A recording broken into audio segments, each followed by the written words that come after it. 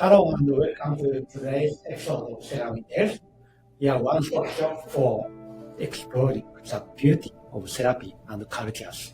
I'm your host, Shozo Kamiya, and I'm thrilled to introduce our guest for today, Junko Yamauchi. Junko-san is a licensed marriage and family therapist and has extensive experience working with Asian immigrants. Junko-san, we are so grateful to have you here with us today.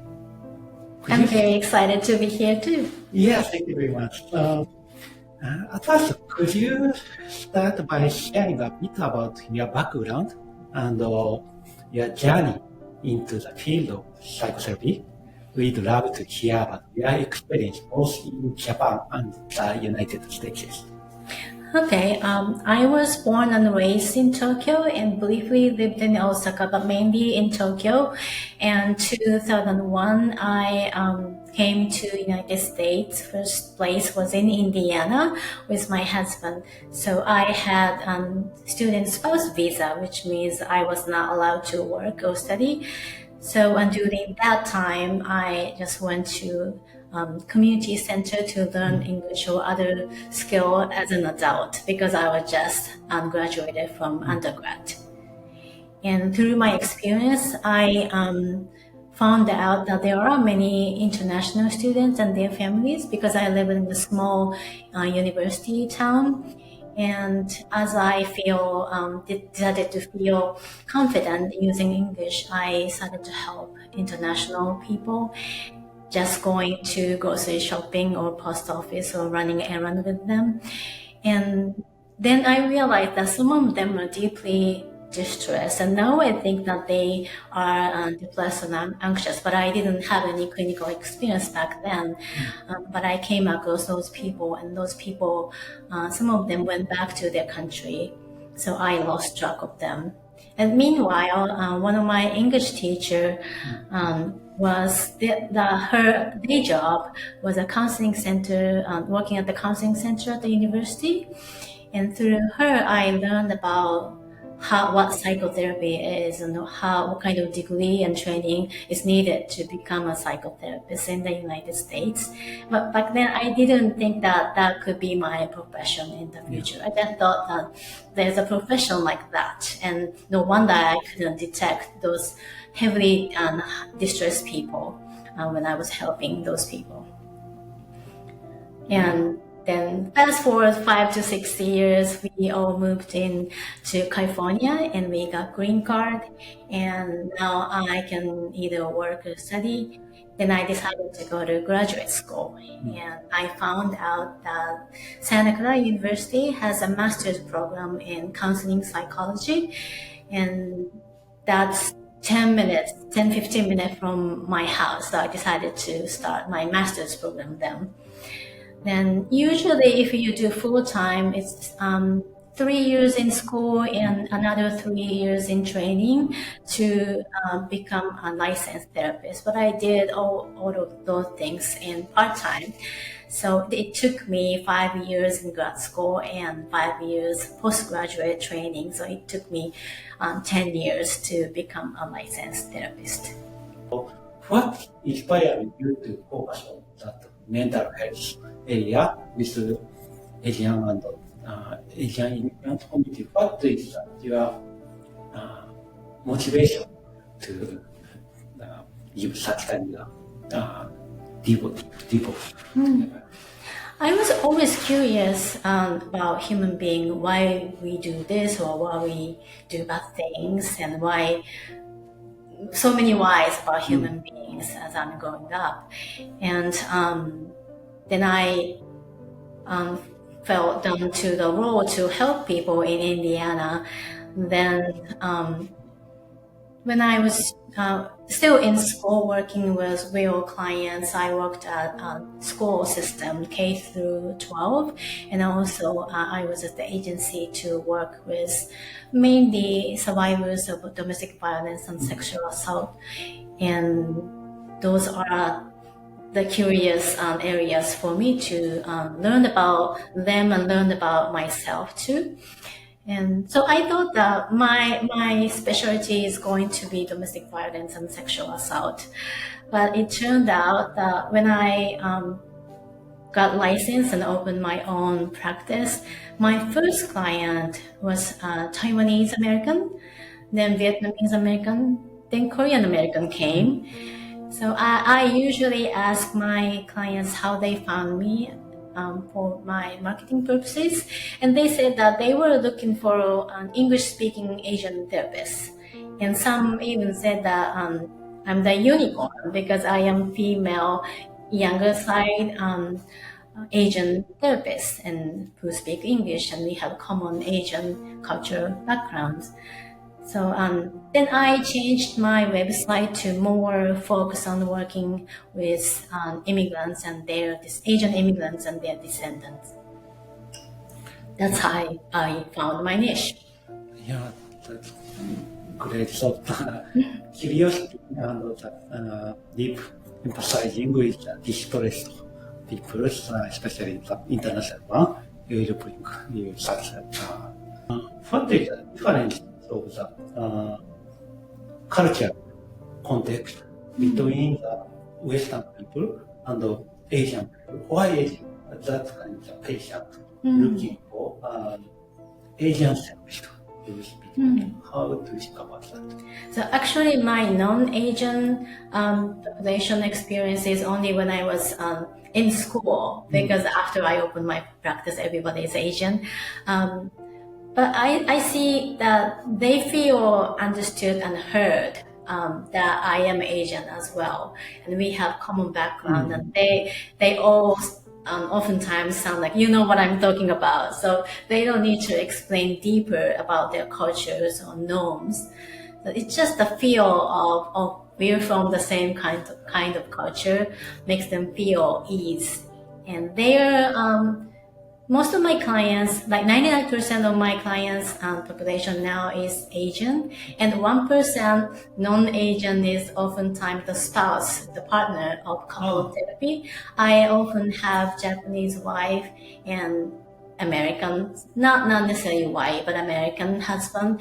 They don't speak each other's language, so they are looking for a bilingual couple therapist. So my role there is to translate what they are talking about and also doing the couple's work. So it takes longer time, but when I see like those mixed race, mixed culture couple, not just language barrier, but the cultural differences too. Like oftentimes Asian or Japanese wives, they want non-Asian or other people to guess what's going on without saying it.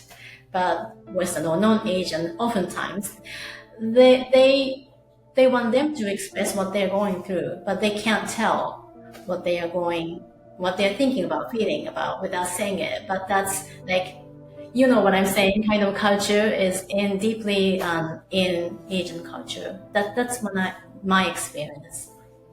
Is that truly variable for this kind of the culture? So, but what is the difference Asian people and non-Asian people? Why that translation or bridging is needed? How do you think about that? Like family dynamics, boundaries. I often see Asian families very close to each other, but enmeshed or intertwined too much. So everybody knows everybody's business too much. Sometimes it's helpful that we don't have to explain too much about what we are going through, but sometimes too much. Just they want to have some space, like especially that when the client is teenager, something going on with them, they don't feel comfortable sharing everything with their parents. But that continues throughout their life, because there's like a pyramid, and the top of the pyramid in Asian families, sometimes grandma, sometimes the aunt, and there's a family gathering. What they say is what all do, and the younger generation often have no voice. So it's beautiful that we respect seniors and elder people, but to the flip side, younger people are not necessarily having a voice. Yes, but that, as you know, that Asian people usually have strong stigma consciousness. So even in that strong family relationship, they can talk about their mental health issues to their parents or kind of thing is happens. I sometimes feel that Indian people conduct to call to their parents twice a day, what kind of thing is that their customs. But even that kind of frequent contact, they can speak their mental health issue to their families. So, what is the difference of that Indian people's stigma consciousness and Western people's behavior? Yeah. I actually don't have much experience working with Indian people. That's because there are many Indian therapists already, so they choose Indian therapists. So I have non-Indian but Asian clients experience, and I can share one episode that I think that person is from Taiwan, and growing up, well, he was born here. The parents came from Taiwan, and growing up, his parents never asked him, how was today? How was school when he's home? Instead, mom would ask, are you hungry? So that is the love language. So that they are just checking in how they were feeling, but instead they say, are you hungry? Either in English or their own language. So in some way, the communication is frequent and dense, but they don't necessarily talk about mental health or feeling or thoughts or experience in that manner. Interesting. So such kind of daily check-in and the communication, soft touch communication helps helping each other in their family relationships. Yeah. Sometimes there are no words for experiencing, like expressing feelings or emotions in some Asian languages. I think it's similar in Japanese too. What happened to that Asian people who moved to US? What is some unique mental health challenges in Asian immigrants in the USA? There are many types. So first one I see sometimes is, I have small number of Japanese-speaking Japanese clients. They are here because of the company's relocation, international relocation. So I do have the husband side client. I also have wife side of experience. And oftentimes husband is the one wanted to come here. So they're very motivated and they speak some language. They can drive a car okay. But sometimes they feel burned out because they need to work in Japan time and also the California time. But I have more experience working with the wife's side. So it's changing. Oftentimes the wife, she needed to pause their professional career to come here. Or maybe she can continue working remote, or she can take some pause while the husband is on international assignment. But either way, or even she was a stay-at-home mom, she just needed to leave her community in Japan to come here, and maybe she didn't want to come here anyway. So that is the issue that I see a lot, and oftentimes both husband and wife say that this would never happen if we were in Japan. So that is the main complaint. So I work with the grief model, that something that they are familiar with back in Japan is not here anymore. So we need to learn to live with the loss and find a new normal for them, even if it's temporary. True. So, you said that husband speaks some languages. So how do language barriers affect the mental health of Asian immigrants? Yeah, not just Japanese, but oftentimes the immigrant generation, like from Taiwan or Vietnam or Korea, oftentimes they have professional career and back their country, but because of the language or the license thing. If I were a therapist in Japan, I had to go through graduate school and licensing thing again because only US allow somebody who's licensed in this country. So oftentimes they were some kind of professional back in their country, but they were just another average worker here, or sometimes because of language barrier, they cannot get a good job. So that can that's a negative effect for them to feel like confident who they are. And they sometimes pass on their dream to the next generation. That's sometimes too heavy for the second or third generation.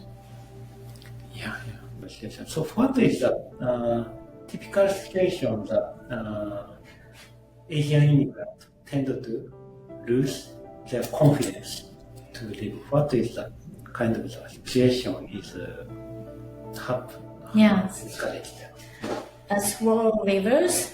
So parents came here, let's say when they were teenager or like even 20, so they didn't have any schooling experience in the US. Language is limited, and later on they start family, so they have US born kids, and soon the kids' English is way better than the parents. So whenever they have the paperwork from school, the parents cannot read it. So the kids need to read and translate for them. And that role reverse is like started from the early age. For the parents and the teacher conference, the kid needs to translate what the teacher is talking about. So the parents feel doesn't feel empowered in the situation. That continues.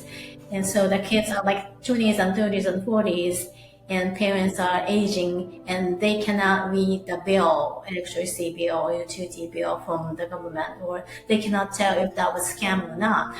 So that continues. The kids are the translator, and parents are the seniors that we need to respect, but they don't have power, they don't have skill living in the States if they don't have any confidence or they don't learn the language and the culture as much. Yeah, that's interesting. So the language capability changes the feeling of the positioning in the family relationships. That's one of the. I have other sad story. That's not Japanese, but like some Asian countries, the parents' generation, they could not finish elementary school because of the war or the government issues. So they came here as a refugee, and they couldn't finish schooling as well here. Now the kid, I have one middle school student. She realized that even their own language, their family cannot engage in deep intellectual discussion, and she realized that I became smarter than my parents, and that's a mixed feeling that she felt accomplished, that she did well in this country, but also felt so sad and isolated that she cannot understand with her family even their own language or even English. Yeah, that's discourage parents' confidence. Situation. So it's a very severe problem. Yes, thank you. So, thank you. So, in such kind of difficult situations, is there any practical advice for immigrants, individual and families, and some kind of tips for Asian immigrants and families to how to prioritize their mental health? Some, if you have some tips, please. Community is important. So there are many, Japanese is a smaller population here, but there are many small Japanese community and Chinese community, Vietnamese community. So it's important to connect with those people. And also that talking to a therapist, the third person, is helpful because I am a stranger to them. They don't want to burden their friends or family members talking about the same stuff, but it's okay for them to repeat the same story with me or the therapist. So utilizing something out there professionally, and we can keep confidentiality and privacy. So that maybe it's okay to talk to somebody that you don't know So if they normalize being in therapy, I think that's helpful for them.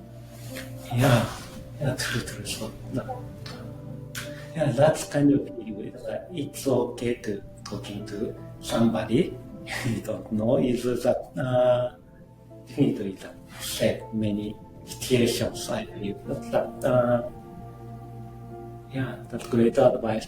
That in Japan there's no podcast to talking to their situation to community and insurance make easier to connect the therapist and the save immigrants mental health. And I think I'm too old to get into TikTok and other social media culture, but I see that younger generation, they're so open about talking about their mental health issues. And I have younger, like 20s and clients, they get together for lunch or casual meeting and talking about their therapist or talking about their therapy session. It is good and bad because the tool that they learn from their therapist is not necessarily useful for others, but it's good that they can freely talk about mental health at lunch or casual sessions. Yes.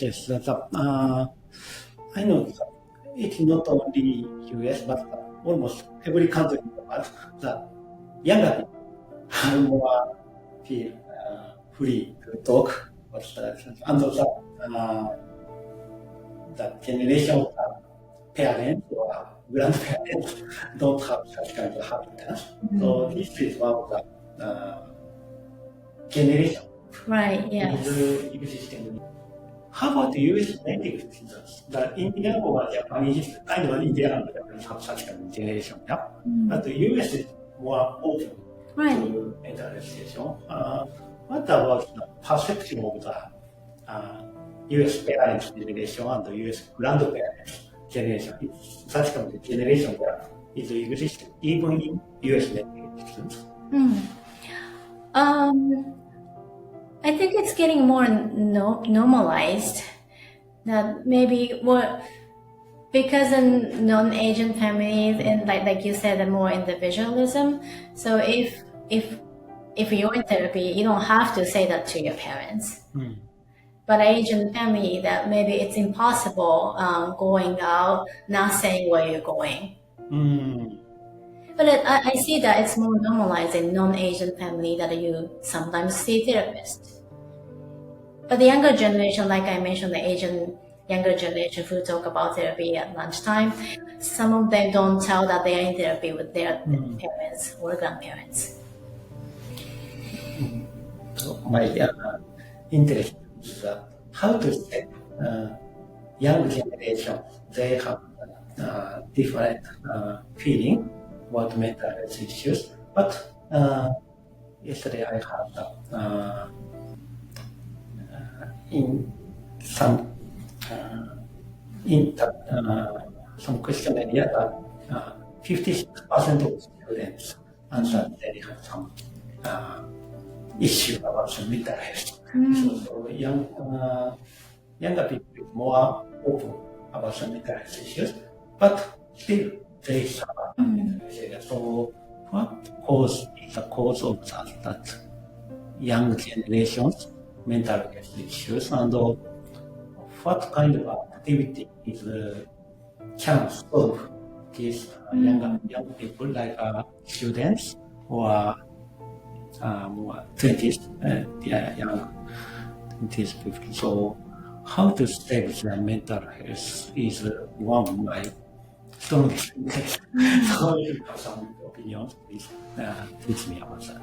Yeah, I think it's not just the number increase or decrease. Like 20, 30 years ago, when you ask, when you talk with kids, they were having some issue, but they didn't have any outlet or they didn't have any language to say that they are distressed or stressed or anxious or scared or angry. But now, kids they have tools to express mental health.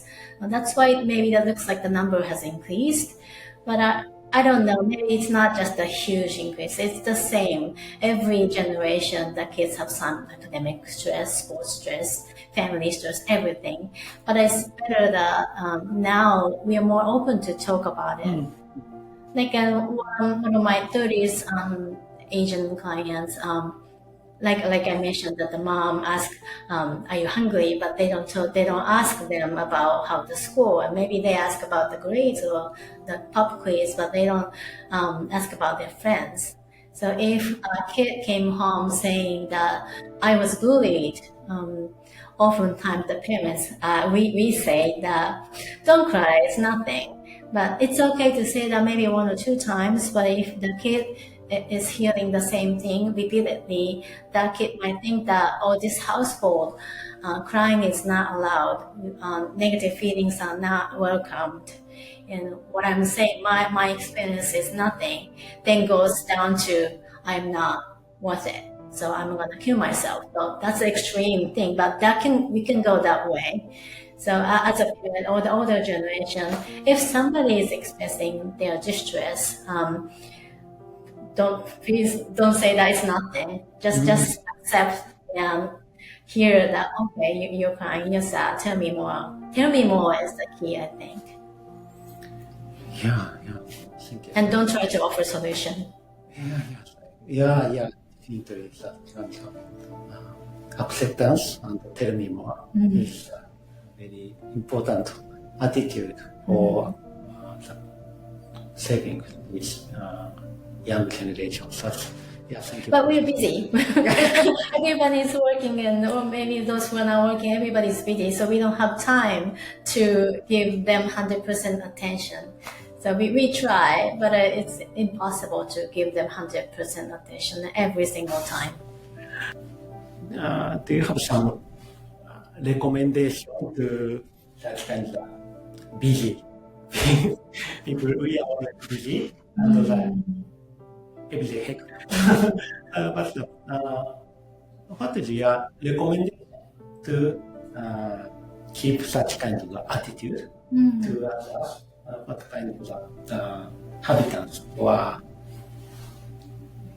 kind of tips for keep if you have some advice?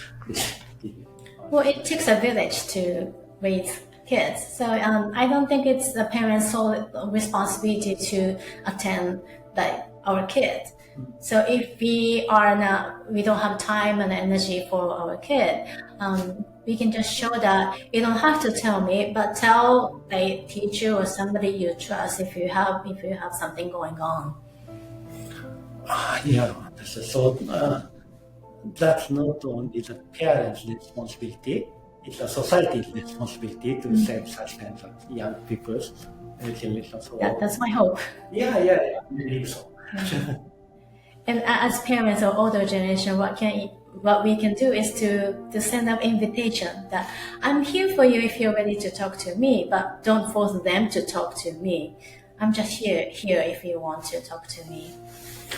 True. So for children, not only to the parents, but also the other supporter is existing always. Such kind of situation is really the reliefs of their mental. So I strongly agree. So related to that, some kind of the coping strategies for Asian immigrants dealing with their stress or anxiety or depression. How they deal with such a situation day by day? Like for universal ideas like meditation or exercise and sleep and the healthy eating. Besides that, like for Asian clients, like in their culture, they don't have outlet to express their feeling and thoughts. So just give them a space to let everything out. And they feel better about expressing themselves. In therapy, I can do that to give them 100% attention and safe space without judgment. And outside, if you're talking to family and friends, they want to judge you, they want to give you advice, and they want to talk about their story as well. But the therapy is like that therapists can give them undivided attention. And as a client, you don't have to have a beautiful package story to tell me. You can just say few words, and it's my job to link that together to make a story of yours. Yeah, that's great. So that express themselves freely is very important session for us. So that's why no judgment is important for communication. So, is there any culturally specific approaches that might resonate with Asian immigrants? Some kind of example. I have a client from Thai, and he's Buddhist. I'm not an expert in Buddhism, but I let him lead what he believes and what's important for them. It's like talking about his value and core beliefs. And I have Asian Christian clients, so she believes in God. So I let her go on her beliefs. And I have like Japanese clients, and they don't believe in God and anything, but maybe everything has spiritual. So I am not an expert in every religion, but I believe that they know what they are talking about, so I go with them. Yeah. So along with their cultures and along with their beliefs and going with them and staying in their culture feeling is very important. But sometimes they lost faith. Now I have someone who lost a baby, and she was a Christian, but she stopped believing in God because of her loss. So that's why it's important to go with the client. If I'm strongly there are some Christian therapists as well, but I'm not the one. So I go with the client. When she was believing in God, I went with her. But if she lost her faith, I don't talk about God. What I found is that consciousness about stigma is usually different country by country and culture by culture. Especially the Asian people's stigma consciousness and Western people's stigma consciousness seems very different. So, is there some strategy to overcome that stigma? What makes such kind of change of attitude? I had an Asian girl in elementary school who wanted to have counseling at school, but for minor clients, we need to get parents' permission. Parents' signatures needed to continue school counseling, but the parents didn't sign the consent because the mom said that you don't talk about family stuff to the stranger, so that the student could not continue. And I have had many those clients. Now in my practice, they are adults, so they were able to proceed therapy without parent consent.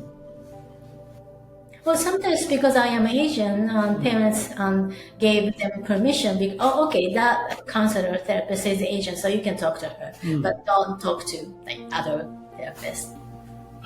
You said that community is very important to for segment mental health issue, the immigrant. So, what role is important? What kind of role or function is important in the immigrant community to save the mental health? What kind of situation ideally happen in such kind of communities? Just sharing information, within the community, we share about which restaurant was good. If ideal world, if we can share that I have tried this therapist, or I have tried this resources to find a therapist, and they say, oh, that's a good idea. Like they found a restaurant, that would be my ideal. Yeah. So it makes such kinds of communication and activities common sense. Like casually. Yeah, casually is that's ideal. Such kind of daily communication definitely change some stigma consciousness. Yeah, that's true. Word of mouth is one way for me to get referrals. Like I don't talk about like clients to other people, but I have clients from the same company or the same group, and clearly they talk about me. So so Junko is the therapist that I saw. Maybe you should see her too. But I cannot say that I know that one. But it's so obvious that they talk about me and talk about that therapy is some beneficial for them. Yes. Well, I don't know the detail of the available resources for Asian immigrants in here, USA and California. So is there some kind of support network for Asian people existing here? Not only therapists, but psychologists and medical doctors, and they have networking events. I cannot go; it's far. Their Zoom meeting is the time that I'm not working. But there are some if you do search. Yeah, such kind of existing support network. Right. Helps new immigrants.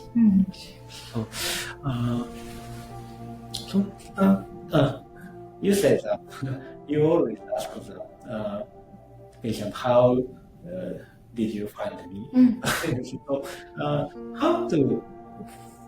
for you, how to find such kind of culture sensitive mental health professional? What kind of way your recommendation? This how they find such kind of professional? Yeah.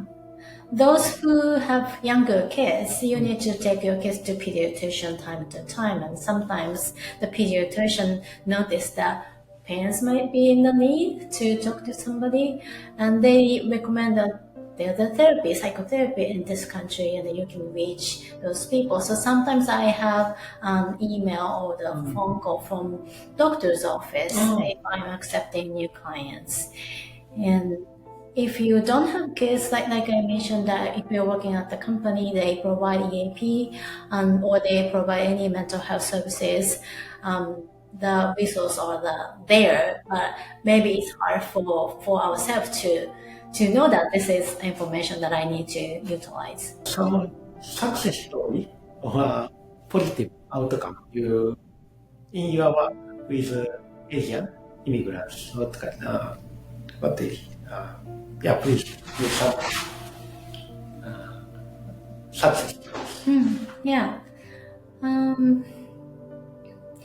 So I tell my clients that you don't have to prepare for the session or anything, but if you want to, you can do so. So I have one client who writes down things to talk to me every week. Then she reviews what we talked about. I'm not saying that you have to do it, but because she did that, she remembered what we talked about and the tool that she learned in session.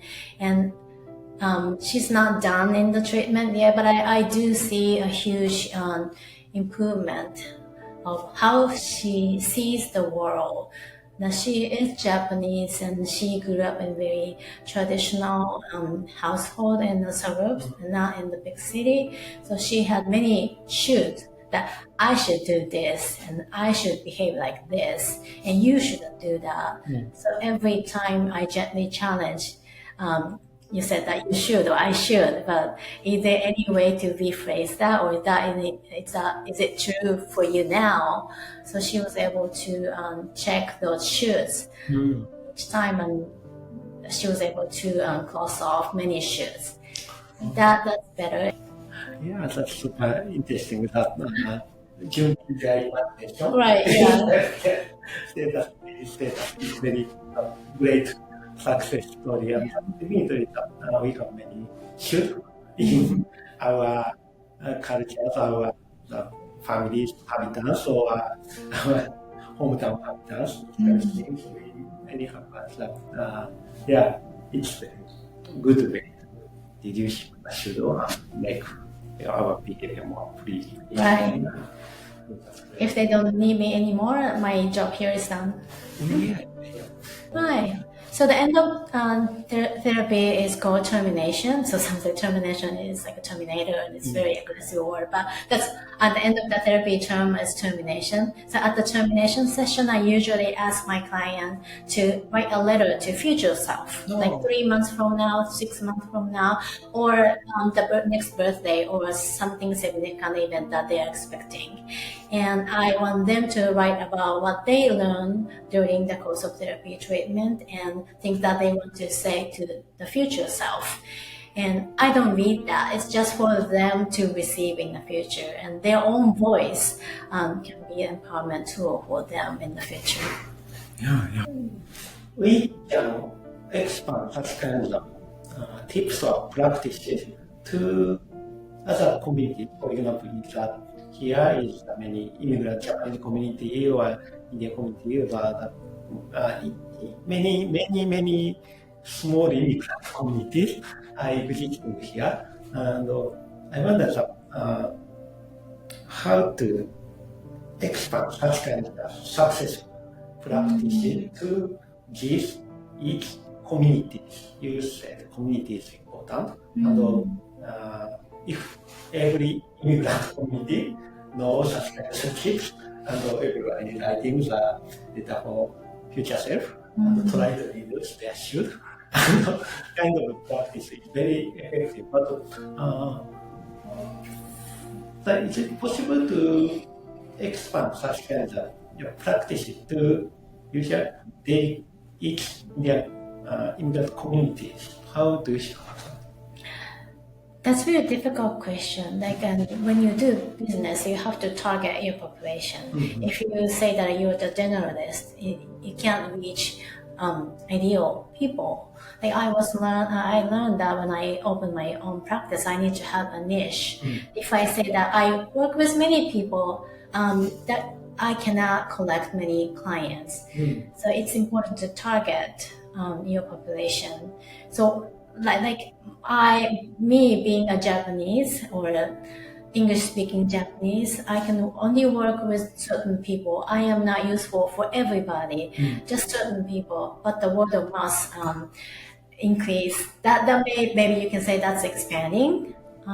But working with somebody you can help with, like somebody you're close to, that is the starting point. And if you try to reach many people at the same time, I don't think it's working effectively.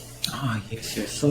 So you have your targeting areas and targeting people, so it's very specific. So I used to think that because I am in the United States, I need to compete with Americans. But after I learned that just me being Japanese can be beneficial for some people, that's like a lightning and humble experience for me. So I don't have to compete with Americans. So actually we don't need to compete anyone. Thank you. Thank you for your great talk, Junko-san. Association. If you have some key takeaways or final advice to our listeners. I'm thinking about if I missed something I wanted to say today. And maybe one thing before that I can mention is telehealth video session versus in-person. It is different, I admit that, but it's effective. Both are effective. So now I was offering video session before the pandemic, and now because of the pandemic, many people learned that, this is good as well. So I am grateful that many people have more freely to access, even if it's if it's not in person. If you can talk to somebody through video, we have devices so we can talk to somebody. But it's just a preference. if you want to talk to somebody in person, that's your preference. And if you can find a therapist who can offer that, that's great. But if not, maybe try somebody talking through video, and maybe that's better than nothing. And maybe you get some intimacy through video. Yes.